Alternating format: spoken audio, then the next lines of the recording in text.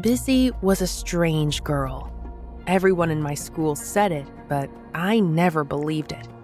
Sure, she was always alone, but that was because she had no friends.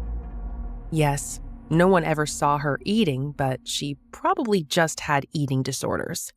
And yes, she sometimes talked to herself, but didn't everyone? I attended Riverside Boarding School for Girls, and in my 2 years of being a student here, I had never seen Bisi with a friend. It was break time, and as usual, Bisi remained in the class when everyone went out to buy snacks. Maybe she's lonely because no one would talk to her, I said to Lara, my friend, as we munched on the biscuits we got from the shop.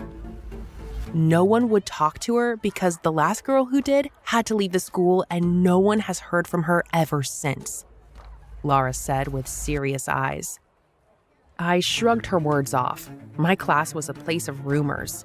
With no phones or source of entertainment, lies were easily passed as the truth to make our lives seem more interesting. At night, Bisi turns into an animal and goes for a witch meeting, Lara added just as we got to class. Stop lying, Jor. Class that day was slow and boring. All I could think about was Bisi. I didn't like that she was always alone, but I couldn't talk to her when everyone was around. I had to wait. That night, I pretended to be asleep, and once Bisi stood up from her bed, I followed quietly behind her. I was going to talk to her after she finished easing herself. I wanted her to know that she did not have to be alone. I would be her friend. The night was extremely cold as I followed behind Bisi. She passed by the toilet, and I felt a shiver run down my spine. Where was she going? Something told me to go back inside, but I had to see this to the end.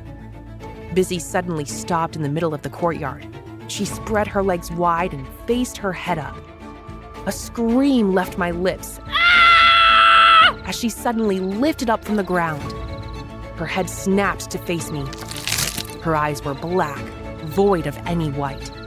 She pointed her finger at me, and instantly, everything went black.